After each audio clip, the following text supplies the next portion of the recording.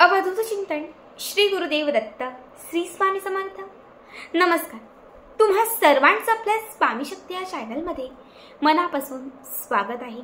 स्वामी तुम्हा सर्वांच्या सर्व इच्छा पूर्ण करो एवढीच स्वामींच्या चरणी प्रार्थना करते आणि आपल्या आजच्या या नवीन आणि सुंदर व्हिडिओला पुन्हा एकदा नव्याने सुरुवात करते। फक्त बघा, उद्या 17 जानेवारी 2025 वार शुक्रवार।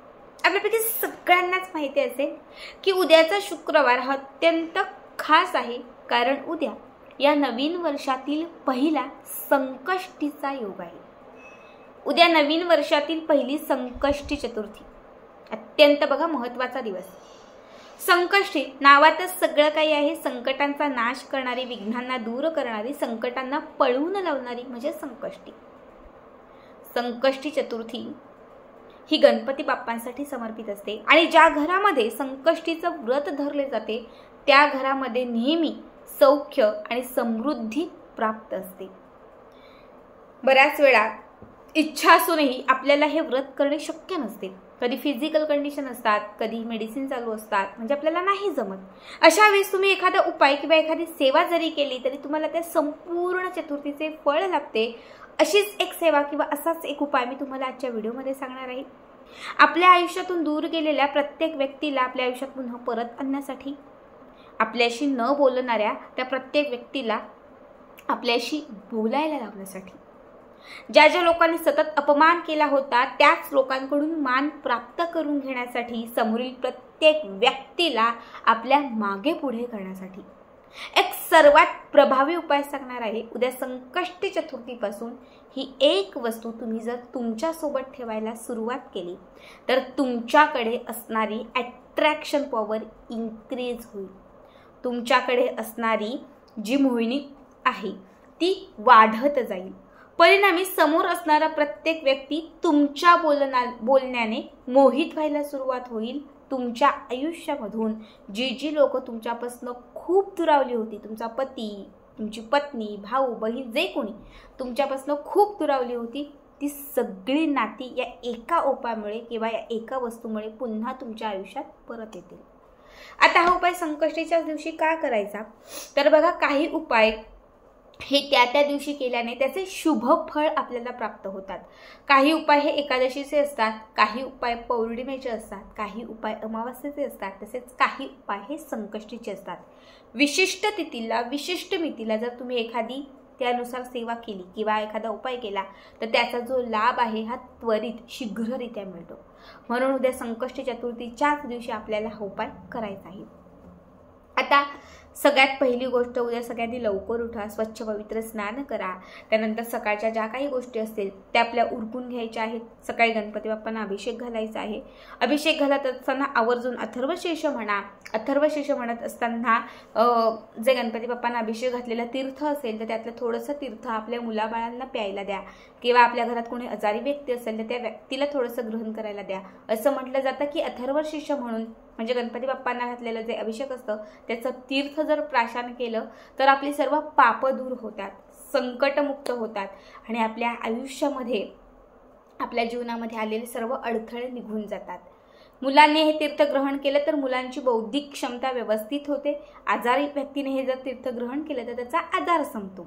ठीक आहे, ही छोटीशी गोष्ट होती, पण बऱ्याच लोकांना माहिती नसेल म्हणून सांगितलं।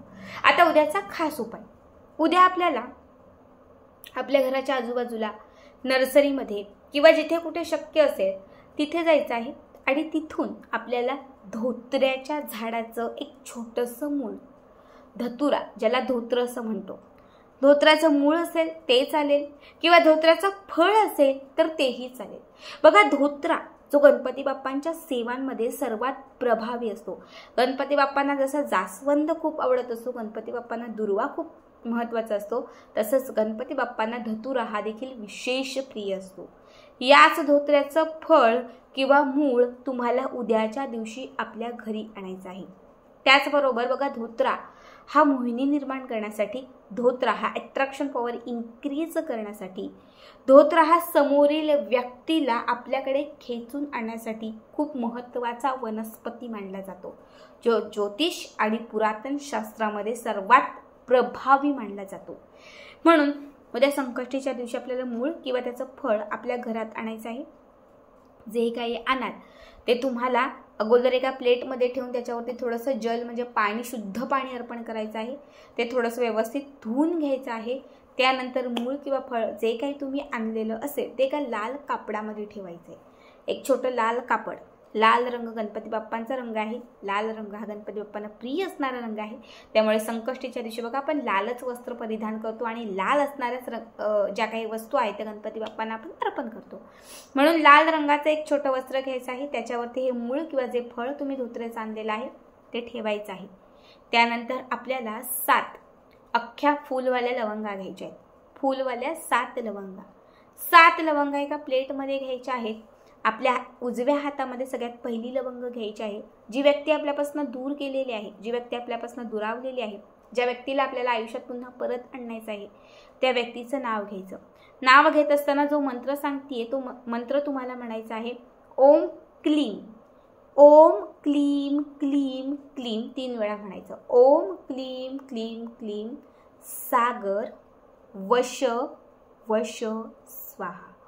ओम क्लीम क्लीम क्लीम सागर वश वश स्वाहा.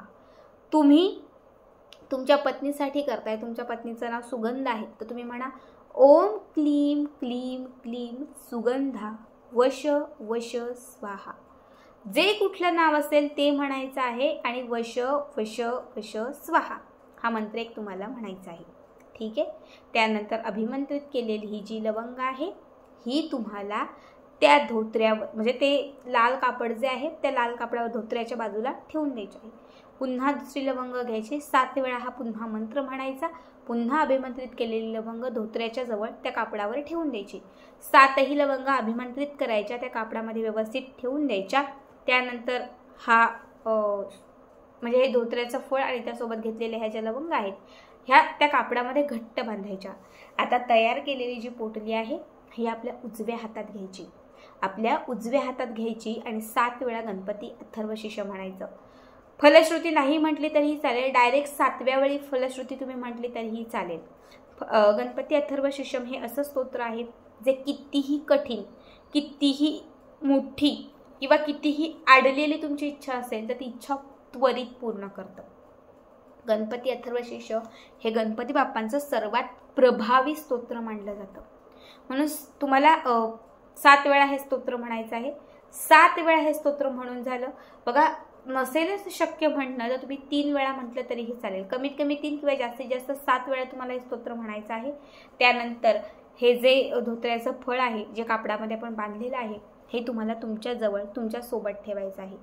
उद्यापासून तुम्हाला 41 दिवस किंवा 43 दिवस, महिला असतील तर महिलांनी 41 दिवस आणि पुरुष करणार असेल तर त्यांनी 43 दिवस हे फळ कायम आपल्या सोबत ठेवायचं आहे.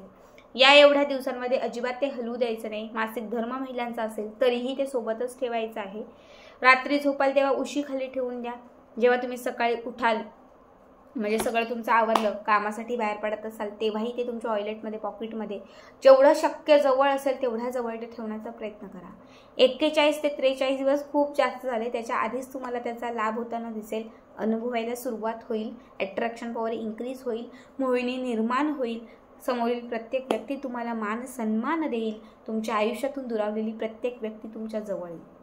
खूप प्रभावी उपाय आहे. लाल किताबमध्ये सांगितलेला हा उपाय आहे. नक्की करा आणि याचा व्हिडिओ तुम्हाला कसा वाटला ते कमेंट करा.